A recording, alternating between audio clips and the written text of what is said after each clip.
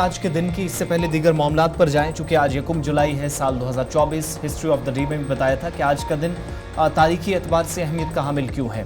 आज पूरे मुल्क के अंदर नए फौजदारी जो कवानीन हैं या आप कह सकते हैं नए क्रिमिनल लॉज हैं, वो 3 कवानीन जो मरकज़ी हुकूमत ने जिनकी तजावीज़ लाई, बिल पेश किया, कानून पास हुए, सदर हिंद का उन पर दस्तखत हुआ, मुल्क की पार्लियामेंट ने इनको हरी झंडी दिखाई और बाज़ाब्ता तौर पर आज से पूरे मुल्क के अंदर ये नाफिज हो रहे हैं।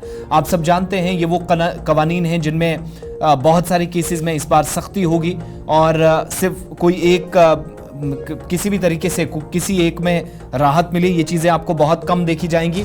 और साल 2024 में यानी इसी साल जनवरी के महीने में आपको याद होगा कि पार्लियामेंट के सेशन में दोनों हाउसेज में इन बिल्स को लेकर ज़बरदस्त हंगामा हुआ था। मुख्तलिफ सियासी जमातें आज भी इसकी सख्त मुखालफत कर रही हैं। ये 3 लॉज जो आप सब जानते हैं कि जो नौआबादियाती दौर था या IPCs थी, उनको IPC को रिप्लेस करेंगे।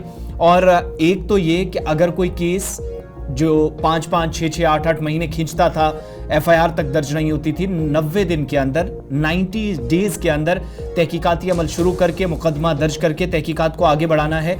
और इस कानून का बुनियादी मकसद जो कानूनी माहिरीन है कि Indian penal code of criminal procedure जब पूरे मुल्क के अंदर लगेगा और इंडियन जो एविडेंस एक्ट है ये पुराने कवानीन की जगह लेंगे, तो वो जो तारीख पे तारीख मिलती थी उस दौर का एक तरह से खात्मा यकीनी तौर पर होगा। एक बात ये।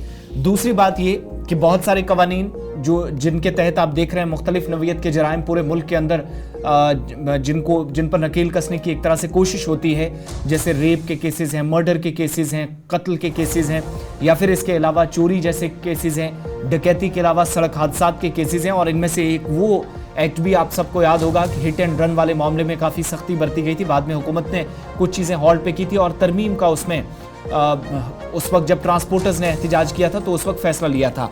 अब इस बार ये जो नए कवानीन बन रहे हैं तो जम्मू कश्मीर के अंदर भी सरकार की जानिब से बाज़ाब्ता तौर पर PCR की निशानदेही की जा रही है। पूरे मुल्क के अंदर इन नए कवानीन के नफाज के साथ आज यूनियन टेरिटरी के अंदर थाना दिवस का भी एहतमाम हो रहा है। और पिछली जो थाना दिवस हुए थे वहां पर पुलिस को अवेयर किया जाता था कि कैसे क्रिमिनल्स के साथ अलग अलग हिस्सों में बगैर किसी नुकसान के इब्तदाई तहकीकात के दौरान उनसे निपटना है। लेकिन आज यूनियन टेरिटरी के तमाम 20 के 20 अजला में मुख्तलिफ थानों में आज थाना दिवस होगा, तो आज इस बात पर गौर खौज होगा, अवेयरनेस कैंपेन एक तरह से चलेगी कि जो अब तक तरबियत फराहम की गई अफसरान को कि नए प्रोसीजर्स या ये जो 3 कवानीन आज से लागू हो गए हैं रात 12 बजे से, और इसके बाद जो आज के बाद केसेस जिनके साथ निपटा जाएगा उनके तहत कैसे काम होगा। इंडियन पेनल कोड IPC, इसके अलावा कोड ऑफ क्रिमिनल प्रोसीजर, और तीसरा इंडियन एविडेंस एक्ट। 2 चीज़ें इसमें आपको क्लियर कर दें। एक, अगर किसी 18 साल से कम उम्र की बच्ची के साथ जिनसी ज्यादती होती है तो जो मुल्जिम है उसको न सिर्फ 90 दिन का जो प्रोसीजर है जो FIR और मुकदमे वगैरह का, उसमें फांसी की सज़ा का भी प्रावधान है।